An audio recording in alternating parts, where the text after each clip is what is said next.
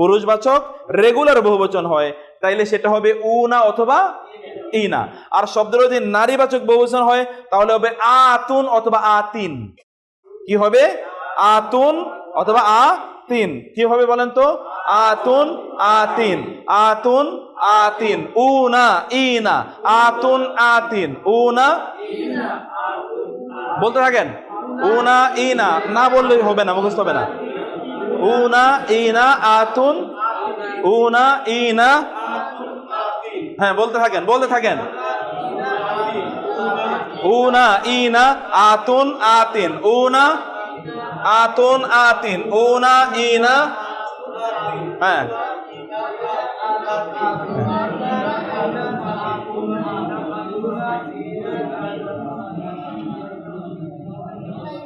না মুখস্থ শেষ করতে হবে, মুখস্থ দ্রুত।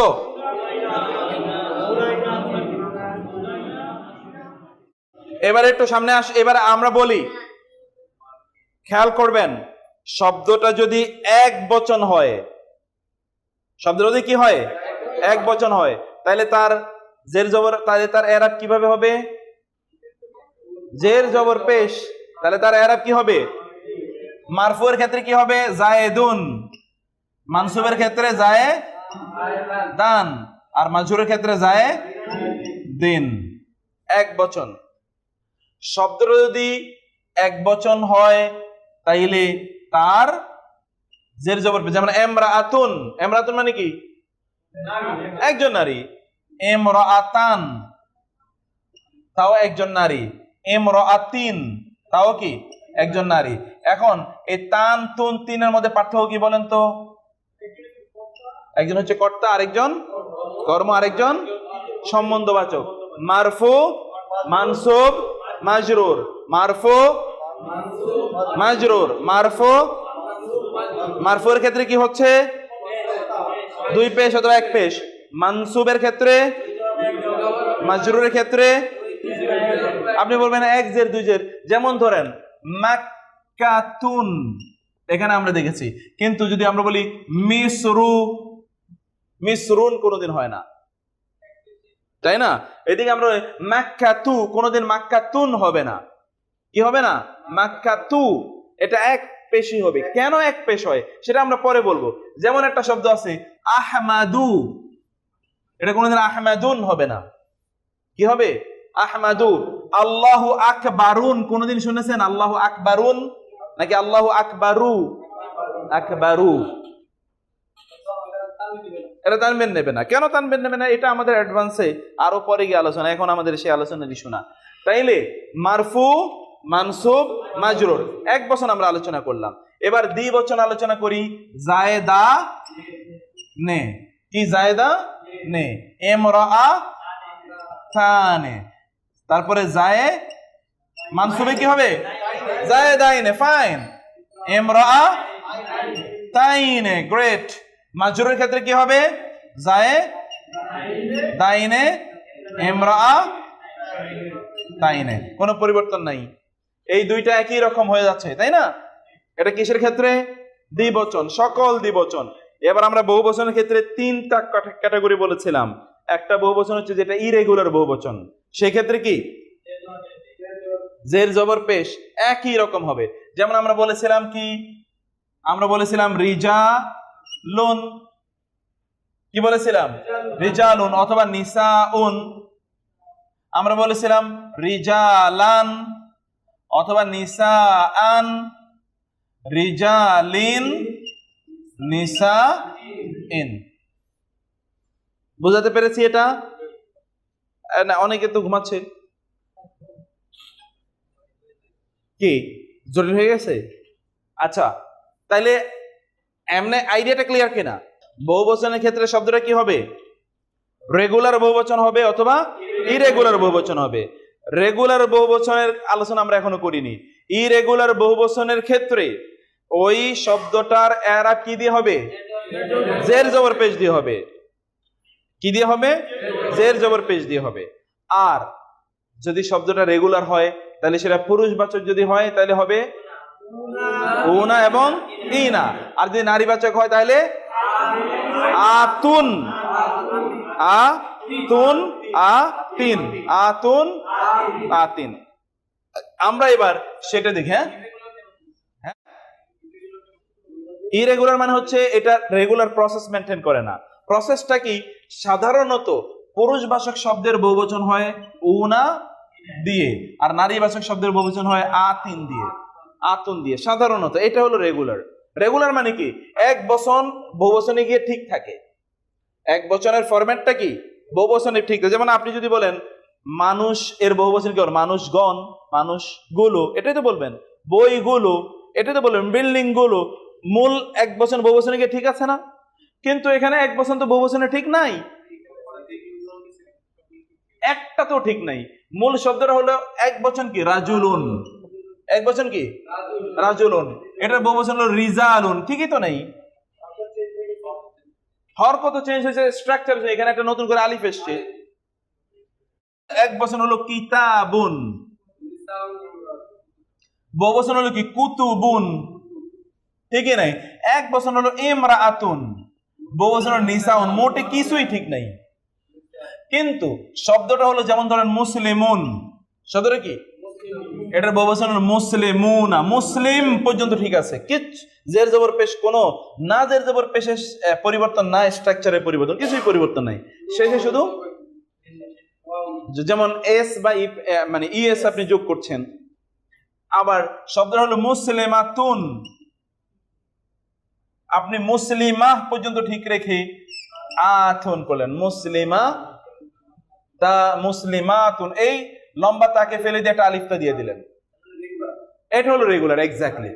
এগুলো হলো ইরেগুলার, যেটা এক বচনের ফরম্যাট বহুবচনে গিয়ে ঠিক থাকে না, সেটাকে বলে ইরেগুলার। যেটা এক বচনের ফরম্যাট বহুবচনে গিয়ে ঠিক থাকে, সেটাকে কি বলে? রেগুলার বলে। আমরা ইরেগুলারের ক্ষেত্রে কি বললাম? ইরেগুলার ক্ষেত্রে কি হবে? জের জবর পেশ দিয়েই এরাব হবে। কিন্তু রেগুলারের ক্ষেত্রে যদি এটা পুরুষবাচক হয় তাহলে কি হবে? উনা হবে। আর নারীবাচক যদি হয় আতুন। উনা এবং ইনা, যেহেতু আমরা তিনটা এরাব আগেই পড়ে নিচ্ছি। এরাব কয়টা? তিনটা। মারফু, মানসুব, মাজরুর। মারফু এর ক্ষেত্রে কি হবে? মুসলিমুনা। কিন্তু মানসুব এবং মাজরুর এর ক্ষেত্রে কি হবে? মুসলিমিনা, মুসলিমিনা। এখানে একটা আয়াত আমরা দেখেন, ইন্নাল মুসলিমিনা ওয়াল মুসলিমাতি ওয়াল মুমিনিনা ওয়াল মুমিনাতি ওয়াল কানিতিনা ওয়াল কানিতাতি ওয়াস সাদিকিনা ওয়াস সাদিকাতি ওয়াস সাবিরিনা ওয়াস সাবিরাতি ওয়াল খাশিঈনা ওয়াল খাশিআতি ওয়াল মুতাসাদ্দিকিনা ওয়াল মুতাসাদ্দিকাতি। সবগুলো দেখেছেন রেগুলার বহুবচনগুলো মানসুব এবং মাজরুরের ক্ষেত্রে কিভাবে হলো? ইনা এবং আতি, ইনা এবং আতি হয়েছে না? শব্দটার বহুবচন কি হলো? ইনা এবং আতি এর মাধ্যমে হলো। তাইলে আমরা বলেছিলাম যে মারফু এর ক্ষেত্রে কি হবে? উনা এবং মারফুর ক্ষেত্রে উনা হবে, আর মানসুব এবং মাজরুরের ক্ষেত্রে কি হবে? ইনা হবে। আর যদি এটা নারীবাচক হয় তাহলে মানসুবের ক্ষেত্রে, মারফুয়ের ক্ষেত্রে আতুন, আর মানসুব এবং মাজরুরের ক্ষেত্রে কি? আতিন। ওকে, এই জায়গাটাতে আমরা আসি। এখানে আপনারা দেখবেন এই জায়গাটাতে আমরা দেখাই, তারপরে সামনে এগোচ্ছে। এইটা দিকে খেয়াল রাখেন। হ্যাঁ, গুলে যাচ্ছে, মাঝে মাঝে গোলাবেই। আমরা এই সামনে আরেকটু সামনে গেলে এটা বহুবচন একেবারে ক্লিয়ার হয়ে যাবে। আমরা এটা শেষ করে আমরা আসলে যাচ্ছি। বলেন তো, বহুবচন আমরা বলেছিলাম যদি পুরুষবাচক বহুবচন হয় তাহলে কি হবে? মুমিনুনা। কি হবে? মুমিনুনা। এটা হলো মারফু। আর যদি এটা নারীবাচক হয় তাহলে কি হবে? মুমিনাতুন। মুমিনাতুন, আতুন তো। আর এটা যদি মানসুব হয় তাহলে কি হবে? মুমিনিনা। আর নারীবাচক হলে মুমিনাতিন। আর মাজরুরের ক্ষেত্রে কি হবে? মুমিনিনা, মুমিনাতিন। এই দুইটা তো সবসময় এক। এই দুইটা কি সবসময় এক রয়ে গেল। বুঝতে পেরেছেন? এবার আয়াতটার দিকে তাকান তো। আল্লাহ কি বলেছেন? ইন্নাল মুসলিমিনা। এই মুসলিমিনা কি আকারে আছে বলেন তো? এটা কি আকারে আছে? মানসুব অথবা মাজরুর। আমি এখনো যেহেতু আপনাকে বলি নাই যে এটা কি আকারে আছে, আপনাদের ফরম্যাট দেখে কি মনে হয়? এই মানসুব অথবা মাজরুর। মারফু আকারে আছে? মারফু আকারে থাকলে কি হতো? কি হতো? পেশ হয়ে শব্দটা কি হতো? মুসলিমুনা। শব্দটা কি হতো? মুসলিমুনা। কে বুঝেন নাই? হাত তোলেন তো যিনি বুঝেন নাই, লজ্জা পাবেন না, নাহলে তো আমি বুঝবো না। বুঝেন নাই কে? হ্যাঁ হ্যাঁ, প্লুরাল তো আছেই, এবং মানসুব অথবা মাজরুর। কারণ আমরা মানসুব এবং মাজরুরের ব্যাপারে কি বলেছিলাম? ই না হবে। তাহলে এটা কি আকারে আছে? মানসুব অথবা মাজরুর আকারে আছে। এখন এটা আসলে মানসুব আকারে আছে, মাজরুর আকারে না। আপনি বলবেন তাহলে মাজরুর কেন হলো না? এই যে আগে ইন্না আছে, ইন্নাই বোঝালো যে এটা মানসুব আকারে আছে। কারণ ইন্নার পরে যেটা ওইটা কি মানসুব হয়, ইন্নার পরে যেটা থাকে সেটা মানসুব হয়। এটা আমাদের আরো পরের আলোচনা। আপনি এবার বুঝতে পেরেছেন আপনি? এটা এখন আমরা বুঝাতে পেরেছি এটা কি হলো। যেমন মুসলিমিনা, এটা কি মানসুব না? এটা কি মারফু নাকি মানসুব? মারফু কিনা? মারফু হয়েছে? আপনি বলতে হবে কিন্তু মারফু হয়েছে কিনা। এটা আল মুসলিমিনা, আল মুসলিমাতি, এটা কি মারফু নাকি মানসুব? এটা কি মানসুব আকারে, মারফু আকারে আছে কিনা? আল মুসলিমাতি। আচ্ছা, মারফু আকারে হলে কি হতো আপনি বলবেন শুধু। হ্যাঁ, মুসলিম না, এটা তো মুসলিম হলে তো নারীবাচক। মুসলিমাতি আছে, এটা আসলে হওয়ার কথা ছিল কি মুসলিমা তু। মুসলিমাতু না, শব্দটা হয় আতুন অথবা কি আতিন। হয় আতুন হবে অর্থাৎ পেশ বিশিষ্ট হবে, অথবা জের বিশিষ্ট হবে। জবর বিশিষ্ট হবেই না। জবর এখানে হয় না। জবরের সময়ও জের, জেরের সময়ও কি জের, আর পেশের সময় কি পেশ। কারণ আমরা বলেছি যে এই যেই শব্দটা নারীবাচক, এই শব্দটাকে বহুবচন করার জন্য কি করতে হয়? তার এই গোলতাটাকে ফেলে দিয়ে একটা আলিফ এবং পেশ বিশিষ্ট লম্বাতা, আলিফ এবং কি পেশ বিশিষ্ট লম্বাতা। কিন্তু এই পেশ বিশিষ্ট লম্বাতা কখনো কখনো মানসুব এবং মাজরুরের কারণে কি হয়ে যায়? জের বিশিষ্ট হয়ে যায়। এখন এখানে যেটা আমরা বললাম, দেখলাম যে এখানে আমরা দেখলাম আল মুসলিমাতি, এরপরে কি ওয়াল মুমিনিনা, আল মুমিনিনা। আসলে শব্দটা কি হওয়া দরকার ছিল? আপনি বলবেন কি হওয়ার কথা ছিল? এই যে মুমিন, মুমিনুন, কি হওয়ার কথা ছিল? মুমিনুনা। ওয়াল মুমিনাতি, এটা কি হওয়ার কথা ছিল? মুমিনাতু। গ্রেট। এবার আপনি বলেন আল কানিতিনা, এটা কি হওয়ার কথা ছিল? আপনি হ্যাঁ কেন বলে ফেলছেন? একই কথা বলছি বারবার, একই শব্দ তো। আল মুসলিমিনার মতোই তো আল কানিতিনা। কানিতিনাটা কি হওয়ার কথা ছিল? কানিতিনাও বহুবচন। কানে তু না, কি হওয়ার কথা? কানে তু না, কিন্তু এটা মানসুবের কারণে কি কানে তিনা হয়েছে। আল কানে তাতি, এটা কি হওয়ার কথা ছিল? এটা কি হওয়ার কথা ছিল? আল কানে তাতু। আতুন তো মূল শব্দটা হলো কানে তাতুন, কানে তাতুন মূল শব্দটা। এইটাকে আমরা বহুবচন বানাচ্ছি, এই তাটা ফেলে দিয়ে আলিফ এবং লম্বা তা দিয়ে এটাকে বহুবচন বানাচ্ছি। এই শব্দটা ঠিক এইভাবেই আমাদেরকে বহুবচন বানানোর সিস্টেমটা। আমরা এরাবের ক্ষেত্রে তাইলে বেসিক্যালি এরাবের বিষয়টা আবার বলি। বেসিক্যালি এরাব হলো এক বচন যদি শব্দ হয় তাহলে তার জের জবর পেশ দিয়ে এরাব হবে। এক শব্দ যদি কত বচন হয়? এক বচন হয়, তাহলে কি দিয়ে হবে? জের জবর পেশ, তার এরাব হবে জের জবর পেশ দিয়ে, অর্থাৎ কি উন আন ইন। আর যদি শব্দটা দ্বিবচন হয় তাহলে তার এরাব কি দিয়ে হবে? কি দিয়ে হবে? আপনি বুঝে বলতেছেন? বুঝে বলছেন? আপনি বুঝে বলছেন কিনা? আপনি তার পিছনে বুঝে বলছেন? আপনি বুঝতে পারছেন কিনা? দ্বিবচন হলো লজ্জা পেয়ে, নাহলে আমরা আমরা সামনে আগাবো না, সমস্যা কি? আমরা আবার আলোচনা করব। আনে আইনে, আনে আইনে দ্বিবচন, সকল দ্বিবচন, নারীবাচক হোক পুরুষবাচক হোক। আর যদি বহুবচন হয়, বহুবচনটা যদি ইরেগুলার বহুবচন হয়, ইরেগুলার বহুবচন কি বলছিলাম আমরা, বলেন তো? না, ইরেগুলার বহুবচন কাকে বলে? এক্স্যাক্টলি, এক বচন গিয়ে বহুবচনে ঠিক থাকে না, পরিবর্তন হয়ে যায়, এটাকে কি বলে? ইরেগুলার। ওই ইরেগুলার বহুবচনে এরাব কি দিয়ে হবে?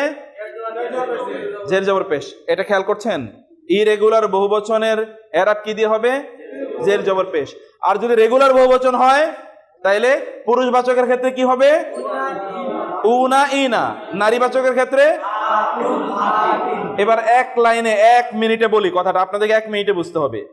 যদি শব্দটা এক বচন হয় তাহলে জের জবর পেশ দিয়ে এরাব হবে। শব্দটা যদি দুই বচন হয় তাহলে আনে এবং আইনে দিয়ে হবে।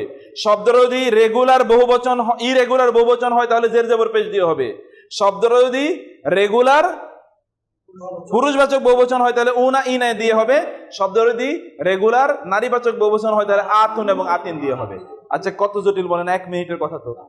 আমি তো গত 1 ঘন্টা ভরে শুধু এই কথাটাই বলছি। আমরা মূলত এখন যে কথাটা বলছি এটাই হলো আজকের মূল ক্লাস। রেগুলার মানে হলো অর্থাৎ নিয়মতান্ত্রিক, সেইটা হলো এক বচনের ফরম্যাটটা যদি বহু বচনে গিয়ে ঠিক থাকে তাহলে সেটাকে বলে রেগুলার প্লুরাল। আর যদি এক বচনের ফরম্যাটটা বহু বচনে গিয়ে ঠিক না থাকে, বরং সেটা পরিবর্তিত হয়ে যায়, তাহলে সেটাকে বলে ইরেগুলার বহুবচন। রেগুলার বহুবচন করা হয় পুরুষবাচক শব্দের শেষে ওয়া নুন ব্যবহার করে। কি বলেন তো? কোন শব্দের শেষে? পুরুষবাচক শব্দের শেষে ওয়া নুন ব্যবহার করে বহুবচন করা হয়। আর নারীবাচক শব্দের শেষে আলিফ তা ব্যবহার করে, আলিফ এবং লম্বা তা ব্যবহার করে বহুবচন করা হয়। নারীবাচক শব্দের ক্ষেত্রে কিভাবে বহুবচন করা হয়? পুরুষবাচক শব্দের ক্ষেত্রে, নারীবাচক শব্দের ক্ষেত্রে, পুরুষবাচক শব্দের ক্ষেত্রে নারীবাচক আলিফ, কোনটা? লম্বাতা। এটা ক্ষেত্রে কিসের ক্ষেত্রে? রেগুলারের ক্ষেত্রে। আর ইরেগুলারের ক্ষেত্রে আমরা না এরাবের কথা আলোচনা করিনি। ইরেগুলার আরবরা যেভাবে করেছে সেভাবেই আমরা করব, ওইটা আমরা শুধুমাত্র জেনে নেব। এতটুকু হলো বহুবচন কিভাবে করা হয়। তাহলে কিভাবে বহুবচন করা? বহুবচন করার পদ্ধতি কয়টা?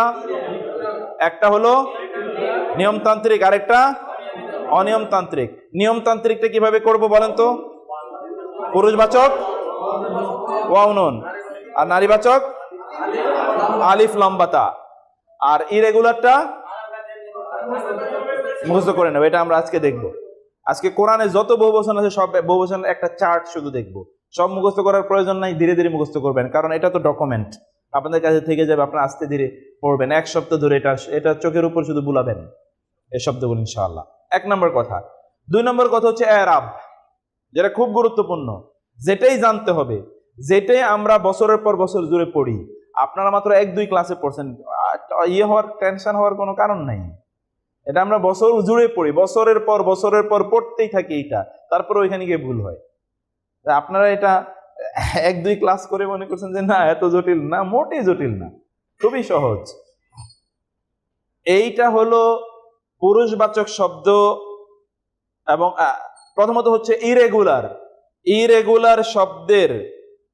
ইরেগুলার বহুবচন শব্দের শেষে এরাব হয় জের জবর পেশ দিয়ে। ইরেগুলার বহুবচন শব্দের শেষে এরাব হয় কি দিয়ে? জের জবর পেশ দিয়ে। আর রেগুলার শব্দের শেষে বহুবচন হয় হরফ দিয়ে, ওয়াও নুন অথবা আলিফতা দিয়ে, ওয়াও নুন অথবা আলিফতা দিয়ে। এখন যেহেতু এরাবটা 3 প্রকার, এরাবটা কয় প্রকার? কি কি বলছিলাম আমরা? মারফু, মানসুব, মাজরুর। মারফু, মাজরুর, মারফু, মানসুব, মাজরুর। মারফুয়ের ক্ষেত্রে রেগুলার শব্দের বহুবচন হবে, রেগুলার পুরুষবাচক শব্দের বহুবচন হবে ওয়া নুন দিয়ে, আর মানসুব এবং এবং মাজরুরের ক্ষেত্রে কি হবে? ইয়া নুন দিয়ে। অর্থাৎ মারফুর ক্ষেত্রে উনা, আর মানসুব এবং মাজরুরের ক্ষেত্রে ইনা। জ্ঞানজাম না। আবার খেয়াল করেন, আমরা বলেছি পুরুষবাচক শব্দের বহুবচন কি দিয়ে করা হয়? ওয়া নুন দিয়ে অথবা ইয়া নুন দিয়ে। এটুকু খেয়াল করেন, পুরুষবাচক শব্দের বহুবচন কি করা হবে? ওয়া নুন দিয়ে অথবা ইয়া নুন দিয়ে। ওয়া নুন হবে মারফুয়ের ক্ষেত্রে, ইয়া নুন হবে কিসের ক্ষেত্রে? মানসুব এবং মাজরুরের ক্ষেত্রে। ওয়া নুন হবে কিসের ক্ষেত্রে? মারফুয়ের ক্ষেত্রে। আর ইয়া নুন হবে কিসের ক্ষেত্রে? মানসুব এবং মাজরুরের ক্ষেত্রে। এক নাম্বার কথা শেষ। রেগুলার নারীবাচক শব্দের, রেগুলার নারীবাচক শব্দ যেটা বহুবচন, সেটার শেষে এরাব হবে কি দিয়ে? মারফুয়ের ক্ষেত্রে আলিফ তা, মানে কি আতুন, আর মানসুব এবং মাজরুরের ক্ষেত্রে আতিন। আবার বলছি, নারীবাচক রেগুলার বহুবচন শব্দের শেষে মারফুয়ের ক্ষেত্রে কি হবে? আতুন, মানসুব এবং মাজরুরের ক্ষেত্রে কি? আতিন। যেমনি ভাবে পুরুষবাচক বহুবচনের শেষে মারফুয়ের ক্ষেত্রে ওয়ানুন, আর মানসুব এবং মাজরুরের ক্ষেত্রে কি? ইয়ানুন। নারীবাচক শব্দর বহুবচনের শেষে কি হবে? আতুন হবে মারফুয়ের ক্ষেত্রে, আর মানসুব এবং মাজরুরের ক্ষেত্রে কি হবে? আতিন। কথা তো দুইটা মূলত, ওইখানে উনা, এখানে ইনা, এখানে আতুন এবং আতিন। শেষ। মূল কথা তো এতটুকুই নাকি? এবার কি আমি বুঝাতে পারছি? এবার আমরা এক্স্যাক্টলি একটু বলতে হবে আপনাদের। হ্যাঁ, পুরুষবাচক যদি, হ্যাঁ হ্যাঁ, মানসুব ইনা হবে, ফাইন। হ্যাঁ হ্যাঁ, আতিন, ফাইন। এটা রেগুলার বহুবচন। ক্লিয়ার হয়েছে আপনাদের কাছে? এবার আর কে বলবেন? একটু স্বতঃস্ফূর্ত হয়ে বলেন। পেজ দেবে, এটা তো সাধারণ। আচ্ছা, আপনি বলেন তো কাহিনীটা কি হয়েছে শেষ পর্যন্ত? এইদিকে তাকাবেন নিজের।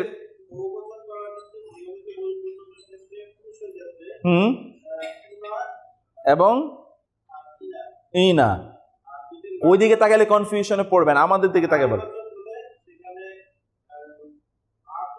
হ্যাঁ, তিন না, আতিন। আতিন, এটা সাধারণ কথা। কিন্তু আলিফলাম হলে তো তানবিন হবে, এটা তো আমরা আগেই শুনেছেন। আলিফলাম হলে কি তানবিন হবে?